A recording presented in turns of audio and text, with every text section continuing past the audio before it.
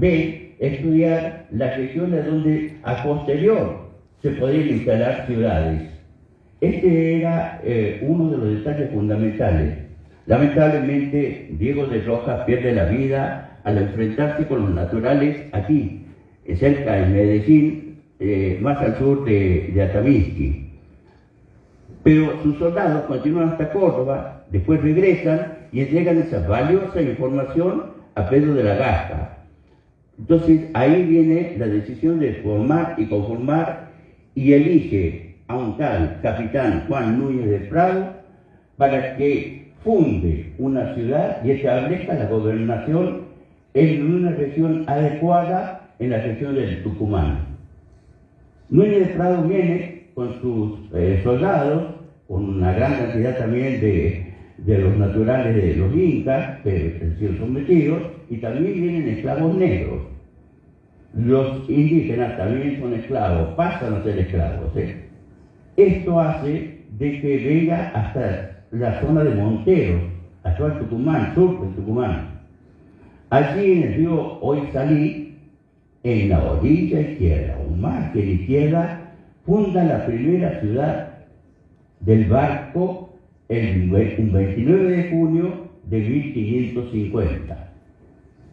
Cuando pasan tropas que iban hacia Chile, el refuerzo, porque necesitaba a Valdivia, que estaba de gobernador, un tal Villagra los somete diciendo que era jurisdicción chilena, jurisdicción de esa gobernación, porque decían que una real cédula de Pedro de la Gasca lo otorgaba 100 leguas desde Copiapó hacia el oeste.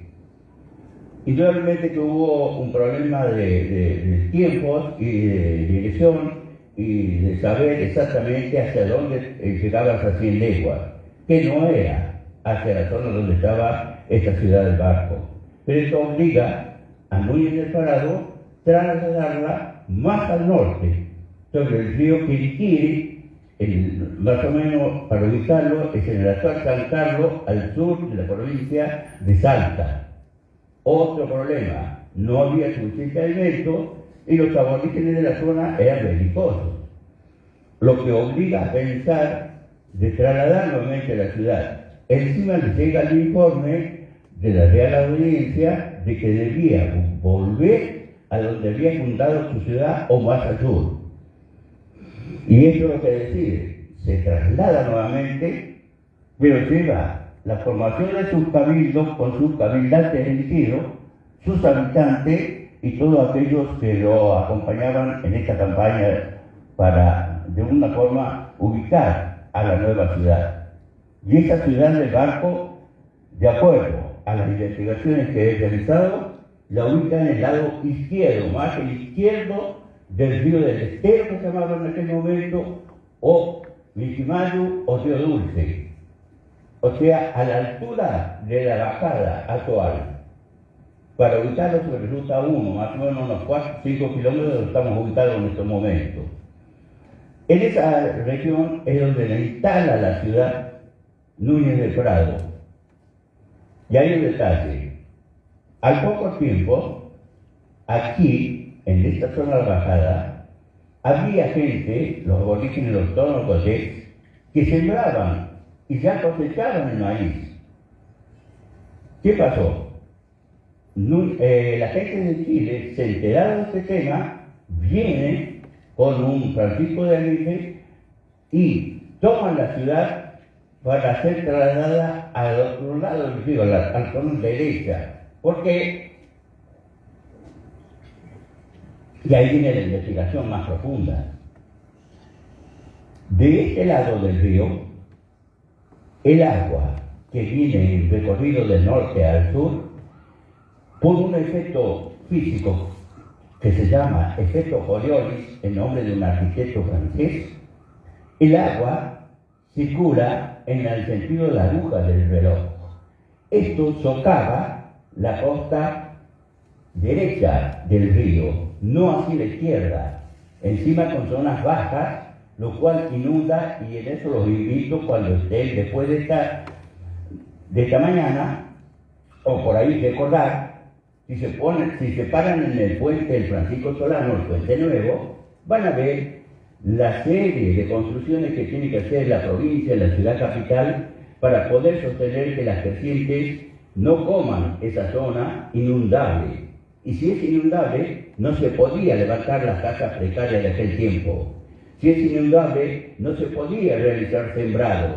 Mientras que de acá, del lado izquierdo, sí, y los tonocotés era la prueba contundente de que había posibilidades. Además, los tonocotés eran gente pacífica porque ya vivía de la agricultura, la ganadería, la pesca, y permitía tener toda una pequeña sociedad, pero existente con claridad y precisión. Entonces, ¿qué es lo que pasa? ¿Por qué decimos que el 16 de septiembre es la fecha de fundación de la banda? No, es el reconocimiento que realiza la Cámara de Diputados de la provincia a todas aquellas instituciones que ya existían. Le doy un ejemplo, en lo deportivo, el cruzamiento, entre otros, la Biblioteca Rivadavia en cultura, la Sociedad Cosmopolita, la Parroquia Santiago Apóstol. Entonces había una serie de detalles y instituciones ya en funcionamiento. Había también personas que estaban dirigiendo a esta población. Por eso yo digo, lo primero, hace 471 años que fue fundada nuestra ciudad de la Banda, como se la llamó en aquel entonces, Ciudad del Barco.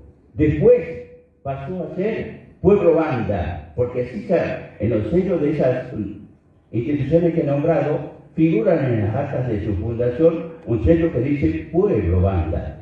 Hasta que en 1912 es reconocida como Ciudad de la Banda. De ahí que decimos 111 años va a cumplir de ese reconocimiento.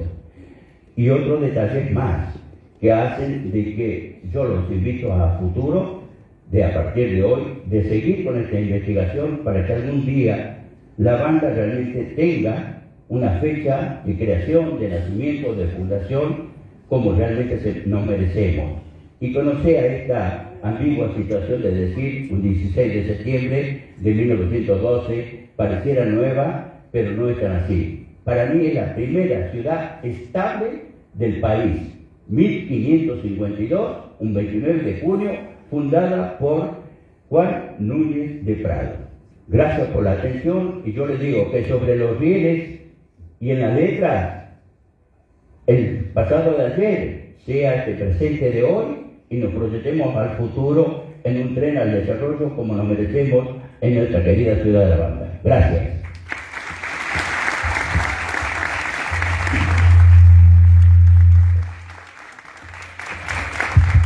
Muchas gracias, Hugo, excelente. Ahora seguimos con nuestra querida Nené. Buenos días. Buenos días a los chicos. Me encanta ver tanta juventud y ojalá que esta juventud el día de hoy o mañana ame tanto a la banda como la amamos los grandes.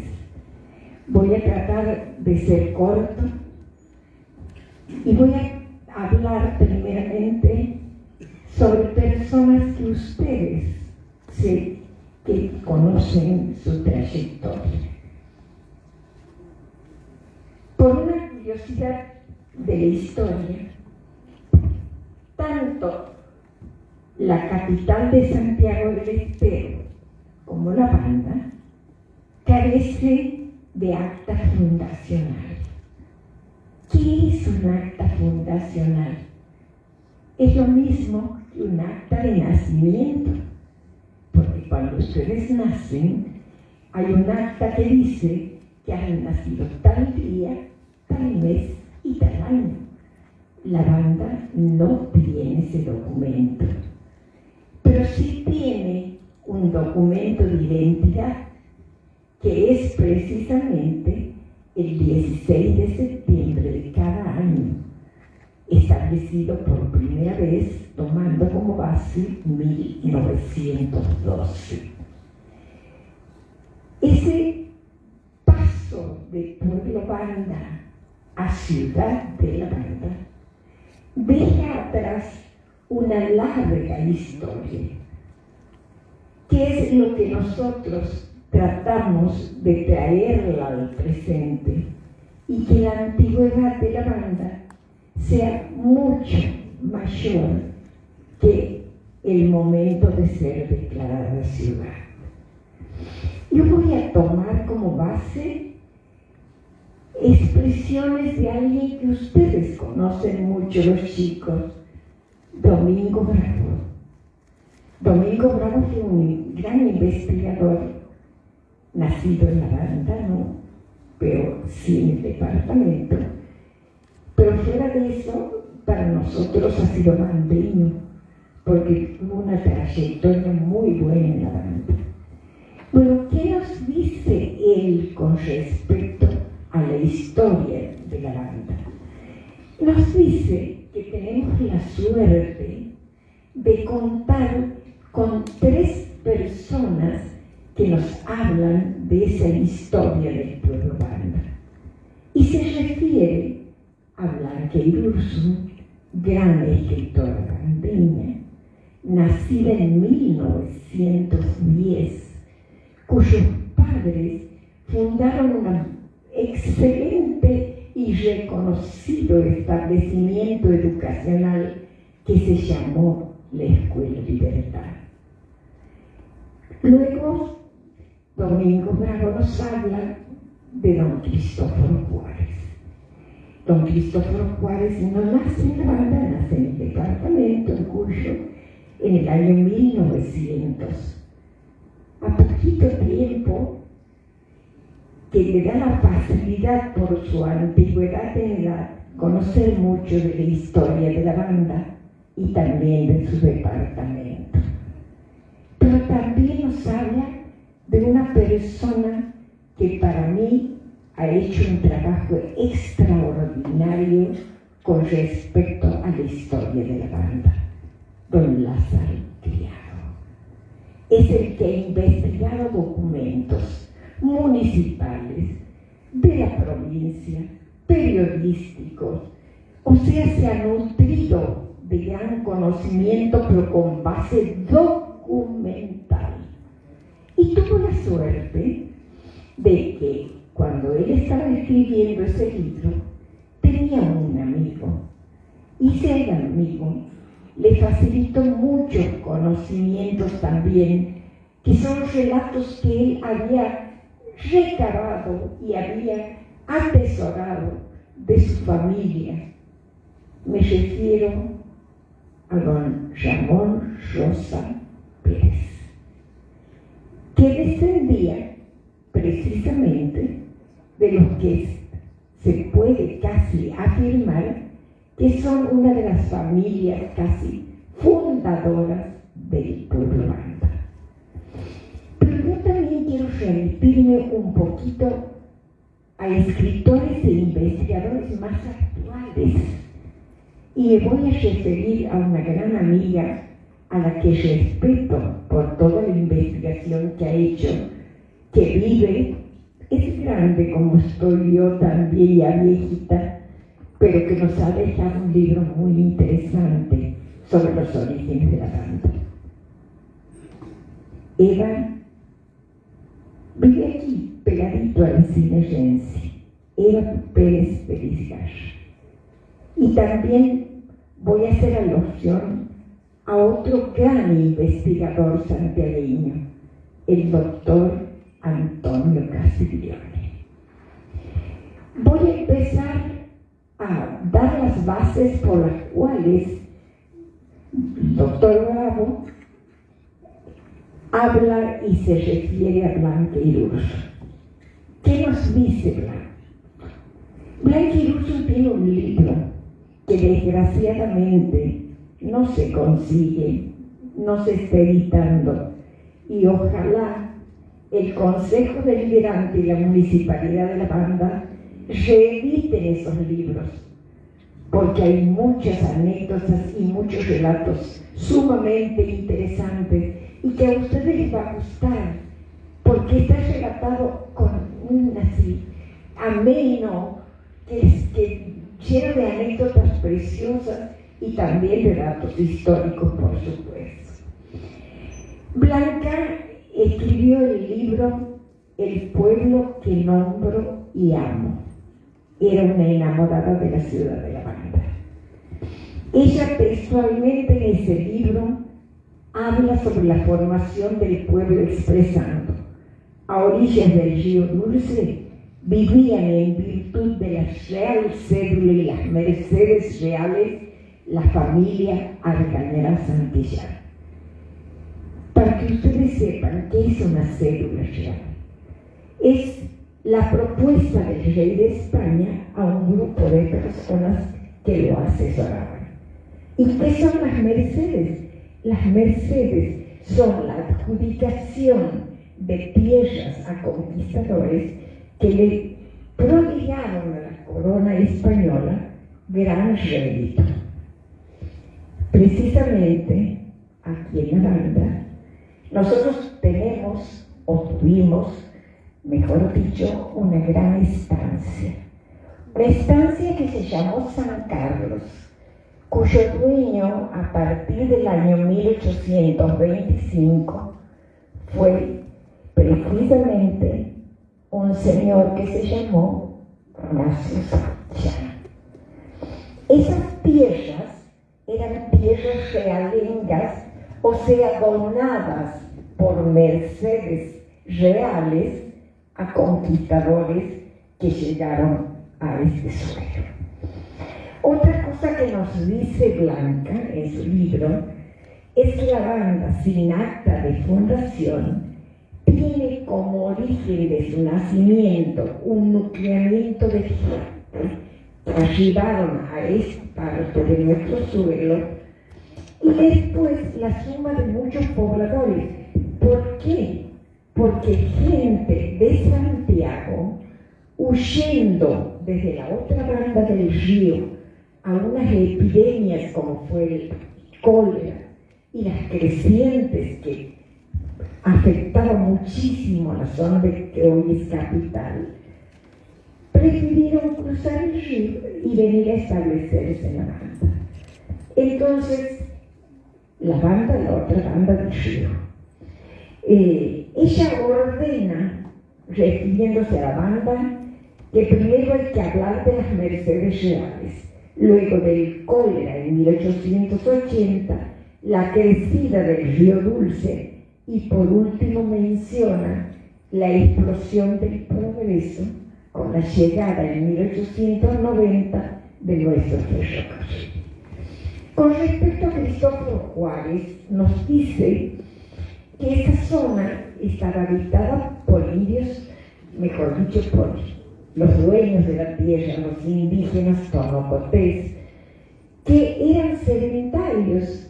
Ellos, más que guerrear, se dedicaban a la agricultura, cazaban, pescaban, buscaban miel en los árboles, en las selvas, que eran bastante tupidas, por cierto. Pero también nos dice que de los conquistadores a lo que hoy es el suelo de capital Santiago del Estero, esa gente propia de nuestra tierra les contaba la fertilidad que tenían las tierras de esta zona del río. Eso nos hace suponer que posiblemente esos mismos conquistadores allá por 1553 hayan cruzado el río y hayan venido aquí también a ver qué había y a buscar alimentos, porque ellos tenían que buscarse su propio alimento cuando vinieron a estas tierras que eran cerradas con los bosques. Pero todo eso son datos personales que desgraciadamente no hay una documentación fehaciente. Son suposiciones como las que tenemos muchos de nosotros. Por otro lado, Lázaro Criado, en otra parte, este autor expresa que los conquistadores, luego de fundar Santiago y contar con la información de los nativos, cruzaron, igual que nos dice Blanca, el río e incursionaron en esa orilla. y que en este tráfico de ida y vuelta, ellos decían, vamos a la otra banda del río, y posiblemente de ahí nos quedó la banda como nombre. Pero eso es curioso, porque la banda hay otras poblaciones, sin ir más lejos, cerquita en Tucumán, está la banda del río Salí. O sea, que a lo mejor de ahí deriva así el nombre de la banda nuestra. Pero hay un fray que en épocas lejanas, allá por 1900, Reginaldo Lizárraga, habló al respecto diciendo de que el río Dulce estaba mucho tiempo seco y que eso permitía el paso. Bueno, para concluir, ¿cuál es mi opinión? Mi opinión es que todos tenemos derecho a opinar y tenemos derecho a analizar. Yo me inclino mucho por el año 1825 con la compra de Estancia San Carlos. Y también me inclino a pensar que en esta tierra en la cual vivimos tenemos gran parte de los suelos de esa estancia San Carlos. Y eso lo demostramos con el año 1924, con la escribanía de un señor Corbalán, bajo copia 253, que Carmen Argañarás de Gallo y Dormida Gallo venden lotes pertenecientes a la estancia San Carlos sobre calle Copo, que hoy es la actual calle Sarmiento. O la otra de 1933, donde Vicente Santillán vende un terreno que linda con calle España, propiedad heredada de Cornelio Santillán. Pero esas son suposiciones. Lo cierto es que la banda no tiene acta fundacional.